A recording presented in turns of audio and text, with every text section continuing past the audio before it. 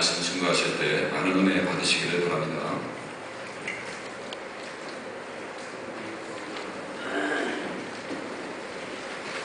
우리 졸업하는 학생들 먼저 안 들어오나요? 준비되어 있나요? 뒤에? 아닙니까? 어제 골프 대회를 참 하나님 은혜 가운데 마쳤습니다. 이 바쁘시고 힘드신 분들에게 골프 얘기하는 것은 참 마음에 항상 이렇게 부담이 있는 그런 부분이기는 합니다. 저도 사실 골프를 못 칩니다만은 어제 카트 타고 이렇게 구경을 많이 했습니다. 재밌는 시간 가졌고, 역시 이 경기를 하시는 걸 이렇게 보면서 느끼는 것인데, 잘 치는 분들은 뭔가 좀 다른 게 있다라는 걸 느끼게 되었습니다. 사실 경기할 때 실력 있고 좀 남들 아웃스탠딩한 분들은 다른 면이 있어요. 그 어떤 게 다르냐면은 그 마음의 생각이 먼저 다른 것 같습니다. 장대 높이뛰기의 전설적인 그런 인물이 있습니다. 이번에 사르나이라는 그런 분인데, 세계 선수권 대회에서 6번 연속 우승을 했고 세계 기록을 35번을 갱신한 사람이라고 합니다. 아직도 그가 은퇴한 후에 세웠던 그 기록을 아직도 깨뜨리지 못했다는 그런 분인데, 이분이 기록을 많이 세우는 것만큼이나 좌절을 많이 했습니다. 왜냐하면 이 장대가 6m 무려 14cm가 기록인데, 그 높이까지 올라가면은 사람이 공포를 느끼는 그런 높이입니다. 그래서 올라가면서 많이 걸리고 떨어지면서 다치기도 하고 그래서 어떤 때는 장대를 들고 올라가는 것 자체가 너무 싫은 거예요. 좌절하고 무너질 때 한두 번이 아니었다고 합니다. 근데 이제 그 코치가 뭐라 그러냐면은 항상 그렇게 얘기를 했다는 거예요. 마음으로 먼저 넘어, 그렇게 얘기했다는 거예요. 마음으로 넘어야지만 그게 실제로 넘을 수 있다는 거예요. 그냥 뭐 되겠지 이렇게 하고 넘어가는 것이 아니고, 마음으로 먼저 넘기는 것을, 자기 몸을 넘기는 것을 먼저 그리고 한다는 거예요. 실제 말이죠, 이 올림픽 경기하면서 제가 이 골프 칼럼이 아닙니다. 인사말에 제가 이게 써놨었는데, 잭 니클라우스 같은 분은 이 경기를 할 때 항상 내가 하기 전에 매번 가장 이상적인 내가 이렇게 스윙하는 모습이 뭔지, 날아가는 그 볼의 탄도가 어떤 것인지, 방향이 어딘지, 착지점이 어딘지 하는 걸 마음에 먼저 그린다는 거예요. 그리고 난 다음에 그 다음에 꼭 실제로 치게 된다 이렇게 얘기를 했습니다. 근데 사실 올림픽 선수들 가운데서 기록을 내는 많은 선수들 중에 이 심상 훈련을 많이 한다고 합니다. 마음으로 그려서 먼저 그 결과를 보는 겁니다. 우리가 이민생활을 해가면서 또 세상을 살아가면서 보면은 사는 그 여정이 참 바쁩니다. 참 바쁜 여정 가운데 살아가다 보면은 매일 아침 이렇게 하루하루를 지나갈 때에 어쩌면 다람쥐 쳇바퀴 도는 그런 삶을 사는지도 모르겠습니다. 다람쥐 쳇바퀴 사는 것처럼 돌리는 것처럼 자기가 그 안에 들어가서 바퀴를 돌리면 도는 속도가 있기 때문에 그 보조를 맞춰서 달려가지 않으면 자기도 견딜 수가 없는 겁니다. 그래서 그냥 계속 똑같은 삶을 살아가는 그런 모습들을 볼 수가 있습니다. 삶을 살아가는데 좀 뛰어난 사람들의 특징은 자기가 지금 하고 있는 일의 결과를 그리는 사람들입니다. 그 마음으로 먼저 조금 내가 이렇게 될 거다라는 것을 그릴 수 있는 사람이 좀 뛰어난 그런 삶을 삽니다. 실제로 아웃스탠딩한 그런 아주 탁월한 성적을 내는 사람들은 그 훈련할 때마다 자기의 그 심상을 먼저 그려가면서 만들어내는 사람들이다 이렇게 얘기합니다. 오늘 이 본문의 말씀 말이죠, 이 마음의 그림이 어떤 그림이 있어야 되는가 하는 걸 보여주는 말씀이기도 합니다. 하나님께서 나의 종말과 영원히 언제까지인지 나로 하여금 알게 해달라는 거예요. 내가 언제까지 사는지 알면 참 좋겠다 하는 바람의 노래요 탄식입니다. 사람의 연약한 것을 알게 하옵소서.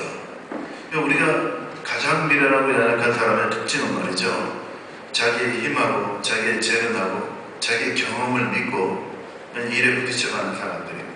그러니까 지치는 거죠. 결국은 좌절합니다.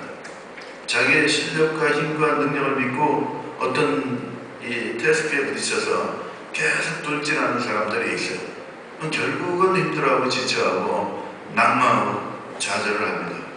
근데 이길 수 있는 소수가 되는 것은 항상 보이지 않는 영역입니다. 보이는 영역에서 우리가 뭘 붙들고 따라가는 것이 아닙니다. 근데 보이지 않는 영역에서 우리가 목표를 정해갖고 달려가는 사람들이 성취를 이루는 것을 볼 수가 있습니다. 나이가 들면 말이죠, 나이가 들어가면서 느끼는 것은 인생이 천천히 빠르구나 라는 걸 느낍니다. 내가 무엇을 바라보고 달려왔는가 하는 그런 생각도 하게 됩니다. 내게 소망이 있는가 하는 그런 생각도 하게 됩니다. 이 다윗은 지금 나이가 많이 들었습니다. 그래서 이제 하나님께 간절히 기도하는 겁니다. 자기의 몸이 쇠약해지고 있고 내가 살아가는 이 여정이 맞는 것입니까? 내가 마지막 때에 나를 알 수 있다면 얼마나 좋겠습니까? 내가 과연 꼭 필요한 일에 바쁘고 지금 다니고 있는 겁니까? 내가 이 세상 일에 이렇게 열심히 뛰어다니고 일하고 있는 이것이 바로 맞는 길입니까? 이 6절에 보면은 각 사람이 그림자같이 다닌다 그런 표현을 하고 있습니다. 헛된 일로 소란하다 그랬어요. 재물은 쌓아나 누가 거두는지 모르겠습니다. 누가 거두는지 모르겠습니다 하는 이 단식은 써줘야 되는데 쓰지 못하는 그런 아픔이 있고 내가 얼마나 살아야 되는지도 모르는 그런 무지함의 탄식이기도 합니다. 사람이 사는 이 세월은 얼마나 빠른지 해가 질 때쯤 되면은 엄청난 속도로 빨리 해가 지기 시작합니다. 깜깜해지는 것은 금방이요, 참 순식간인 것 같습니다. 해가 중천에 떠 있을 때는 조금 그래도 천천히 해가 가는 것 같이 느껴집니다. 아침에는 보면 해가 아주 느리게 올라오는 것 같은 그런 느낌이 듭니다. 우리의 삶도 어릴 때는 시간이 안 간다 그런 얘기를 많이 합니다. 빨리 크면 좋겠다 라고 얘기를 합니다. 청년이 되고 장년이 되면은 세월이 빠르네 라는 그런 얘기를 합니다. 노년이 되면은 날아가네 라는 얘기를 합니다. 이 40대가 되면은 40마일의 속도로 인생의 세월이 달려가고 50대가 되면은 50마일로 달려가고 60대가 되면은 60마일의 속도로 달려간다 이렇게 얘기합니다.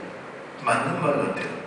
나이가 먹을수록 이 속도가 이렇게 빨라지는 지구 자전 속도가 빨라졌다 하는 느낌을 갖도록 하게 하는 그렇게 막 빨라지는 것 같아요. 근데 그런 여정 가운데 말이죠, 우리가 이런 질문을 하게 됩니다.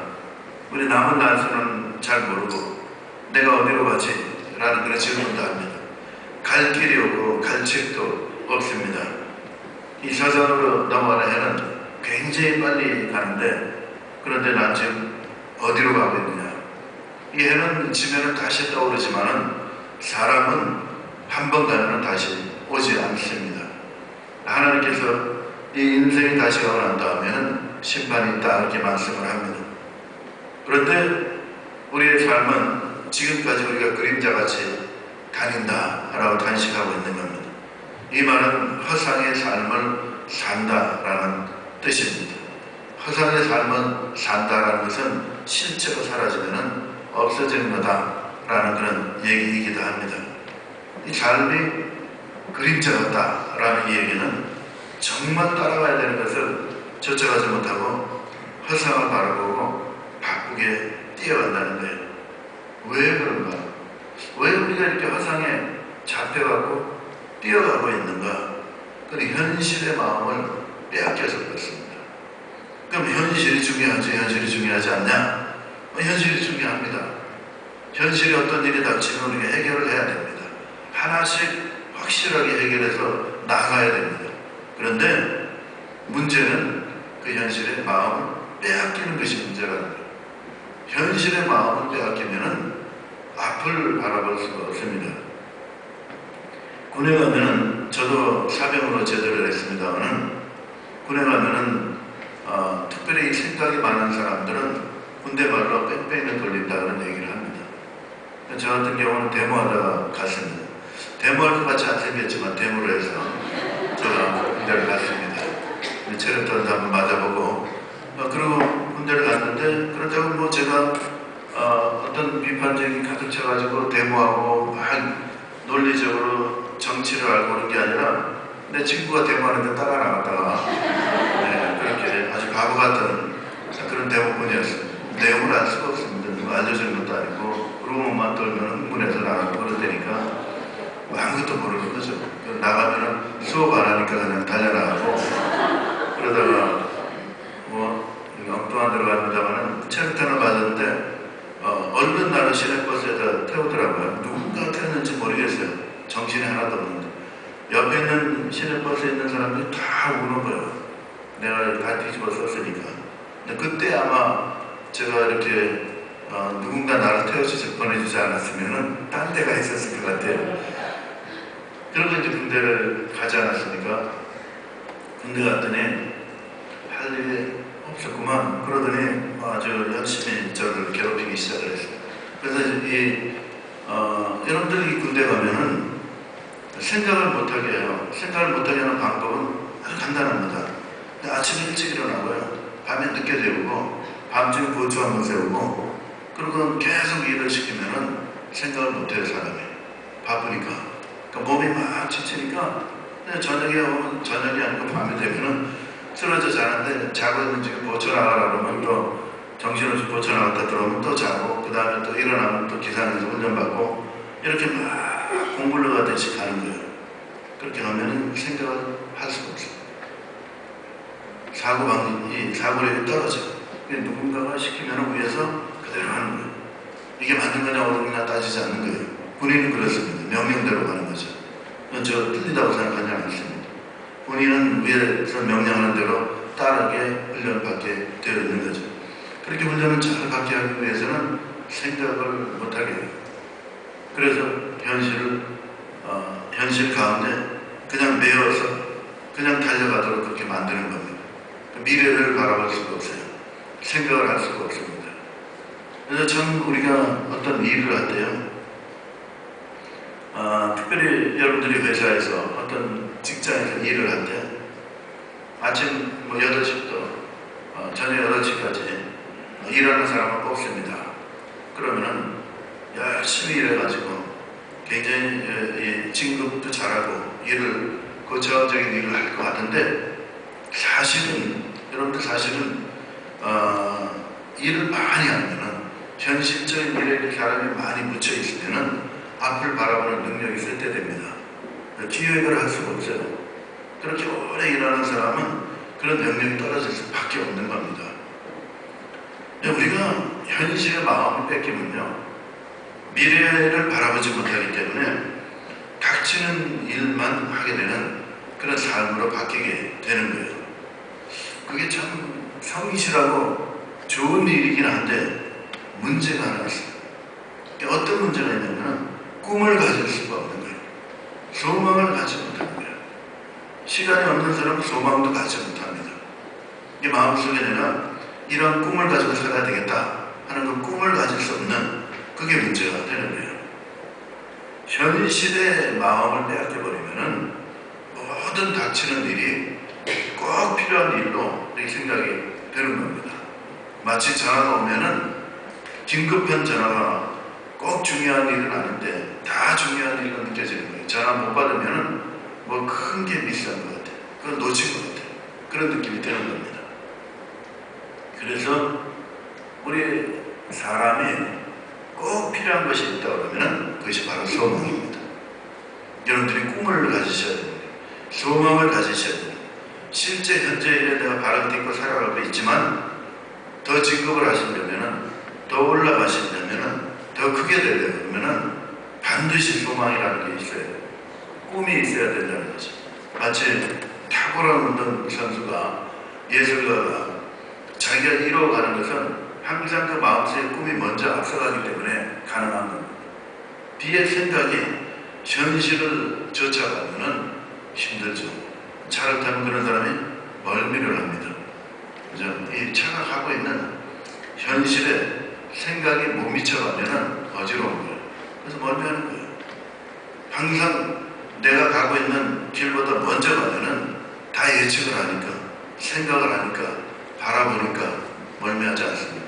저기 파도가 오는구나, 여기 길이 험하구나, 브레이크를 밟아야 되겠구나, 악셀레이터를 넣어야 되겠구나, 그걸 다 알고 있기 때문에 운전하는 사람이 멀미하는 사람은 없는 거예요.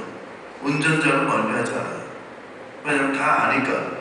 자기 앞에 올 거를 알고, 빨리 갈 걸 알고, 서야 될 걸 알고, 자기가 다 조정해서 생각이 먼저 가고 있으니까 멀미하지 않지만, 옆에 있는 사람은 멀미를 하잖아요. 운전하는 때는 멀미 안 하다가도 옆에 앉았다면, 뒤에 앉았다면 정신없는 사람들이 있잖아요. 소망, 그래서 중요한 겁니다. 보이지 않는 것 같아서 에이 뭐 그게 뭐가 밥 먹는데 무슨 이익이 되냐 뭐 이렇게 생각할지 모르지만은 전혀 그렇지 않아요. 그게 필요하다는 거예요. 세상에 살아가면서 탁월한 사람이 되려면 여러분들이 마음으로 먼저 그림을 그려야 돼요. 꿈을 꿔야 돼요. 다시 말해서 소망을 가지셔야 돼요. 다시 말해서 목표를 가지고 그걸 그려가야 돼요. 그래 탁월한 사람이 될 수가 있어요. 근데 거기도 약간 부족한 게 약간 있어요. 그 부족한 것이 뭐냐고 그러면은 그걸 이루면 그 다음에 이것 때문에 내가 이렇게 몸부림을 쳤단 말이냐 이렇게 된다는 거예요. 세상에 비전이나 소망과 꿈은 이루고 난 다음에 허무감이 온다는 게 특징이 있어요.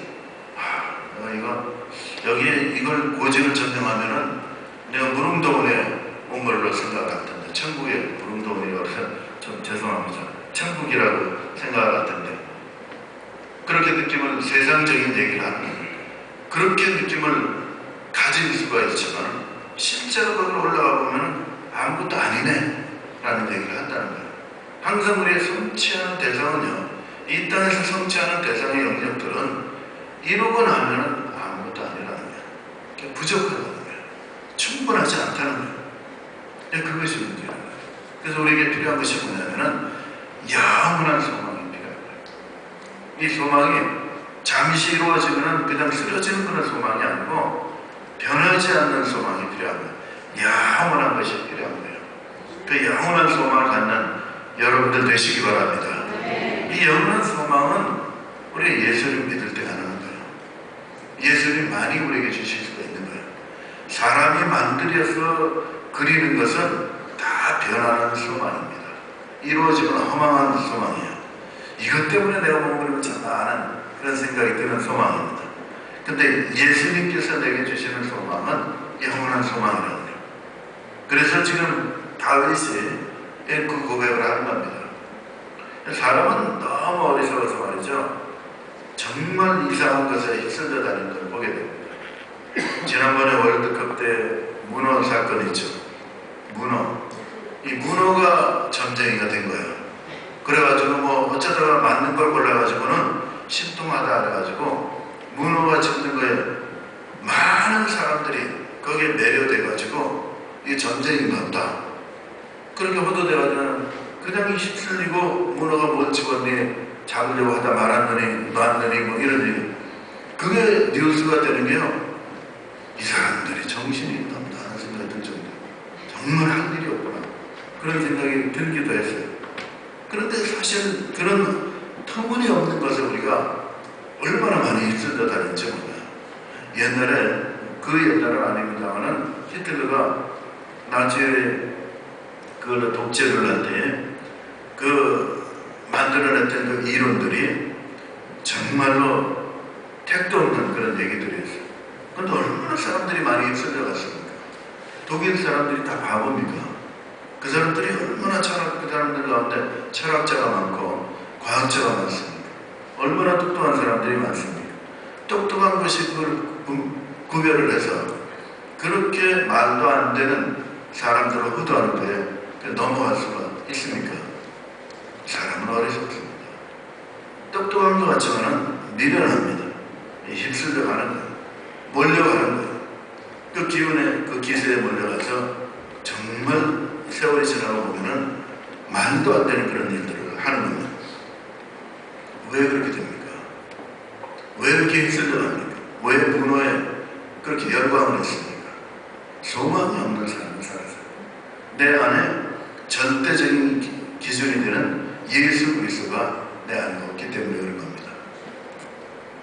예수님을 구주로 영접하면은 내 안에 하나님께서 나에게 영원한 소망을 주십니다. 여러분들, 우리가 예수를 믿는다 했을 때 교회를 나오면 다 내가 믿는 사람이야, 내가 천국 가는 사람이다 이렇게 말할 수 없습니다. 예수님을 개인적으로 만나야 돼요. 예수님을 개인적으로 만나야 된다 그러면 예수님이 2000년 전에 이 땅에 오셨다가 하늘나라로 올라가셨는데 하늘 보좌에 앉아 계시는데 어떻게 만난다는 말이냐, 무슨 말인지 모르겠다. 그러면은 잘 모르시거나 아니면 그거에 확신이 없거나 그거는 못 받았거나 믿음이 없거나 그런 둘 중에 하나입니다. 그래서 이 말씀을 드리면은 예수님을 믿는다라는 말은 다른 얘기가 아니고 예수님께서 나를 위해서 십자가에 달려 죽으셨다는 사실을 믿는 거죠. 우리가 처음에는 그 말씀을 이렇게 들으면서 지적으로 동의를 합니다. 머리로 동의를 합니다. 아, 그런 것 같아요. 아, 동의합니다. 근데 내 마음속에 뜨거움이 올라오지 않습니다 하는 그런 분들이 있어요. 아유, 다 좋은 말인데 맞는 말 같기도 하고 그렇게 느낌이 오는데 내 마음속으로 올라오는 그런 감성으로 지정의로서 하나가 되어서 하나님을 믿는 그 믿음의 단계는 아닌 것 같다 라고 느끼는 분들이 있어요. 실제 그런 분들이 많습니다. 내가 지금 저도 천국 가나? 어떤 때는 가는 것 같고 어떤 때는 안 가는 것 같고 또 잘 모르기도 한 것 같고 그런 분들이 있습니다. 그런 경우에는 이 부분을 확실히 하는 것이 좋습니다. 내가 예수님을 믿는다라는 것은 전인격적으로 믿는 겁니다. 그게 전인격적으로 하는 게 뭐냐면은 마음으로 믿고 내 입으로 시인한다라는 그런 표현입니다. 또 다른 말로 한다 그러면은 내가 머리로는 동의를 하는 것 같은데 마음으로 올라오지 않는다. 만약 이런 분들이 있다 그러면은 하나님께 기도하시기 바랍니다. 하나님, 내가 믿기를 원합니다. 나는 예수님을 나의 구주로 영접하기를 원합니다. 라는 그런 기도 소원을 하나님께 아뢰시기 바랍니다. 그럼 그 기도는 반드시 응답을 합니다. 저는 예수님을 믿을 때 그랬습니다. 제가 예수님을 믿을 때에 처음에는 하나님의 은혜입니다만은 교회 가서 말씀을 듣는데 복음이 없다라는 것 때문에 굉장히 갈등을 했습니다. 이 세상에 지식을 이렇게 전해주시는 것 같은 느낌을 받았어요. 근데 저는 믿지 않는 사람이었는데도 교회는 이거 말고 다른 것이 있어야 된다 생각을 했어요. 왜냐하면 지식을 가르쳐주면은 내가 대학원을 가는 게 더 낫지 않나. 거기에 더 전문적으로 배우고 책을 많이 읽고 내가 레포트를 쓰면은 확실하게 정리해서 알 텐데 여기 그거 말고 다른 게 있어야 되는 게 아니냐. 그런데 아주 영적인 갈급함이 굉장히 했습니다. 하나님, 그래서 제가 그때 다른 교회로 갔던 기억이 있는데 이 말씀을 들으면서 예수님이 하나님이시구나 라는 것이 이해했다는 게 참 어려운 말이긴 하지만 그렇게 공감이 갔는데 제 마음속으로 이게 뜨거움이 올라오지 않는 거예요. 아, 그분이 나의 주님이시구나 라는 게 올라오지 않는 거예요. 그래서 제가 기도를 했어요. 그래서 하나님께 기도를 했어요. 하나님, 제가 믿기를 원합니다. 근데 그 기도가 일주일을 안 갔어요. 일주일을 안 가서 믿어지기 시작합니다. 놀라운 역사가 일어났던 것을 기억하고 있습니다. 예수님을 믿어야지만 우리가 천국 가는 겁니다. 예수님을 믿어야지만 천국 갑니다. 근데 그렇게 얘기하면은 먼 날만 얘기하는 거니까 실제적인 내 현실 상황에서의 나에게 현재는 어떻단 말이냐면은 잘 부딪혀오지 않는 영역이 있어요. 사실은 영원한 소망이 우리 가운데 주어지기 때문에 현실을 극복할 수 있는 능력이 있어요. 여러분 모세를 아시죠? 모세는 히브리서 11장에 저는 이 공주의 아들로서 왕자로 지명을 받았다. 그래서 이 궁에서 누릴 수 있는 모든 호사를 누릴 수 있는 사람이었어요. 근데 왜 그걸 다 버리고 하나님 말씀을 쫓았느냐? 하나님께서 주시는 상급을 바라봤다. 히브리서 11장에 그렇게 말씀하고 있습니다. 이 현실에 붙잡혀 있지 않는 사람의 특징이에요. 영원한 삶을 소망을 가지고 있는 사람은 현실적인 그 블레싱, 소위 말해서 부귀 영화에 잡혀 있지 않은 사람입니다. 야곱이 참 위대한 사람이죠. 야곱은 참으로 뛰어난 사람입니다. 저는 야곱 얘기하면 이게 흥분이 됩니다. 이 야곱은 말이죠, 굉장히 많이 고생을 했어요. 어려움을 겪었어요. 힘든 일을 많이 겪었어요. 13년 동안 자기 눈에 넣어도 아프지 않을 요셉을 잃어버렸어요. 애굽 땅에 가 있는 걸 몰랐어요. 죽은 줄 알았어요. 그래 이 종살이하고 옥살이하고 있던 요셉을 보지 못하고 지나왔어요. 그리고는 마지막 때 요셉과 함께 이제 최후를 맞이할 때요, 자기의 그 손자들을 놓고 축복 기도를 했어요. 아니, 죽을 때 축복 기도하는 게 대수냐? 그게 뭐 굉장한 일이냐? 굉장한 일입니다. 죽음이라는 것은 죽을 때가 되면 마음이 심란해지고 바빠지고 굉장히 약해집니다.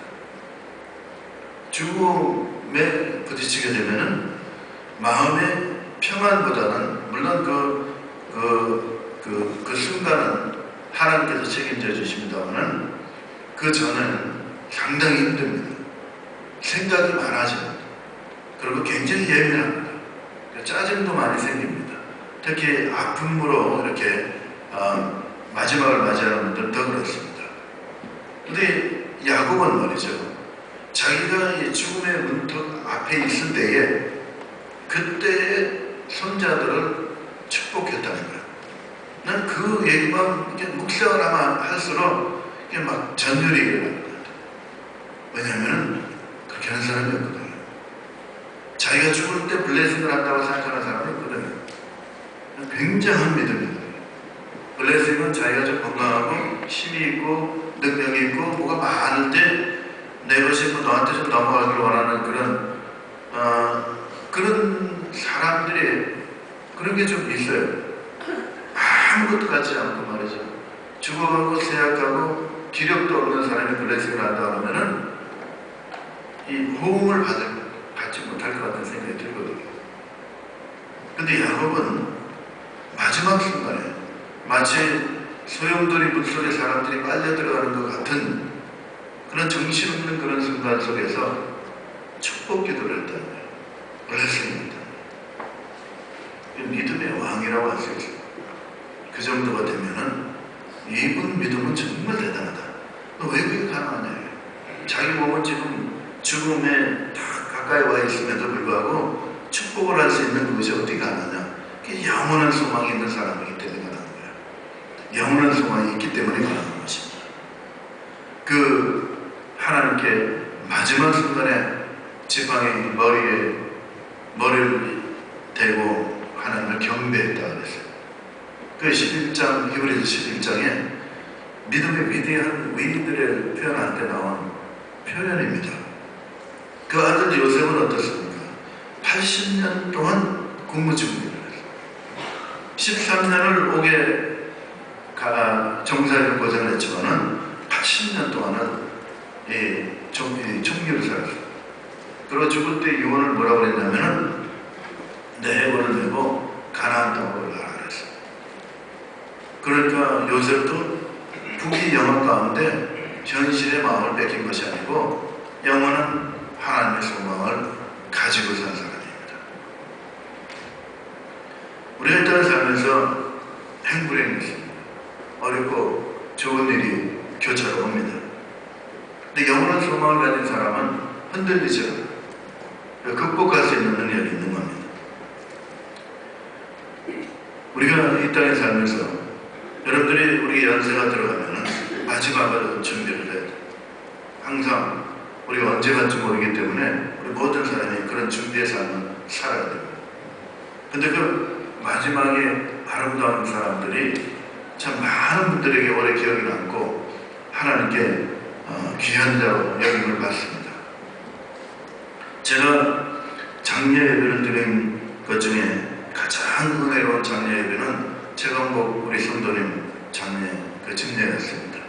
그분은 제가 일부 예배 때 서랍과 60번 이렇게 막 혼동되게 얘기를 했는데 적어도 한 40번 정도 이상은 장례 예배를 드렸어요. 장례 예배를 기록적으로 많이 드린 그런 분입니다. 왜 그렇게 많이 말씀을 전하고 예배를 드렸냐면은 이분이 오늘 말씀 전하면 내일 못 볼지를 모르는 그런 기간이 계속 되는 겁니다. 금방 하늘나라로 갈 것 같아요. 근데 그게 오래 갔습니다. 그런데 늘 가서 그래서 임종예배, 장례예배 마음속으로 그렇게 생각하면서 말씀을 전하는데 저희 큰 은혜가 있었어요. 그러고 난 다음에 우리가 퓨너럴 서비스 할 때에 그 말씀을 전하는데요. 그때는 정말 좀 놀라운 체험이었어요. 그때는 내가 이런 장례 예배를 받아왔으면 좋겠다 라는 아주 소원이 아주 여기까지 머리 끝까지 올라오더라고요. 너무 은혜가 되는 거예요. 장례 예배에서 그런 느낌은 처음이었어요. 그리고 말씀을 전하는데도 하나님께서 그 말씀을 이렇게 주시는 것처럼 말씀을 전했던 그런 기억이 있습니다. 저에게는 가장 은혜로운 그런 예배였어요. 장례 예배 말씀은 한 40분 이상을 했으니까 은혜롭게 될 만도 하죠. 근데 그게 어려운 거예요. 왜 어려웠냐면요.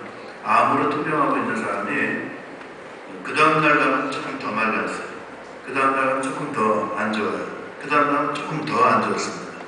그러면은 말씀을 전하면 받는 사람이 엄청나게 짜증을 내요. 힘들어하니까 막 몰핀을 안 넣으면 힘들고 막 이럴 때도 있고 뭐 여러 가지 번뇌와 생각들 또 정리해야 되는 그 마음 때문에 견딜 수 없는 그런 생각들이 막 스쳐가는 거예요. 그래서 예배를 드리면 어떤 분은 그 다음 분은 2번 가기가 힘든 분들이 있어요. 2번 말씀 전하기가 굉장히 힘든 분들이 있어요. 여러분들도 이렇게 신방 가시면서 서로 대화를 나누시면서 그런 걸 느낄 때가 있을 거예요. 왜냐하면 이분은 안 가드리는 게 마음이 편한가 보다. 사실은 오는 게 좋은데 마음 아프니까 막 그렇게 하시는 분들이 있어요. 그래서 제가 그 분을 거의 매일 갔어요. 매일 갔어요. 왜 그렇게 갑니까? 오면은 한 번에 얼마씩 드리겠습니다 해서 제가 갔을까요? 그거 못하는 겁니다. 근데 아무리 많은 돈을 줘도 그 자리에 앉아 있을 수가 없어요. 그런 분들이 있어요. 그렇게 힘든 분들이 있는 거거든요.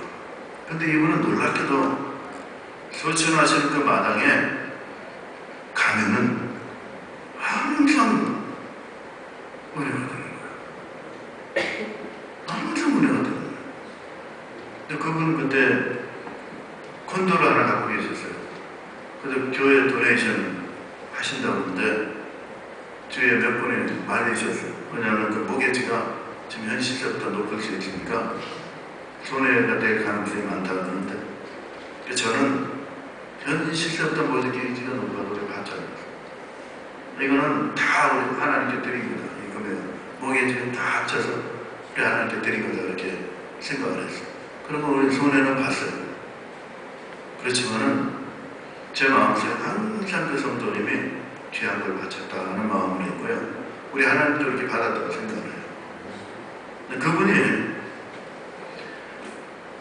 40번 정도 이상 되는 그 긴 시간에 병원에서부터 계속 호스피스까지 있는 동안에 말씀을 전하면서 제가 돌아오면서 한 말이 있어요.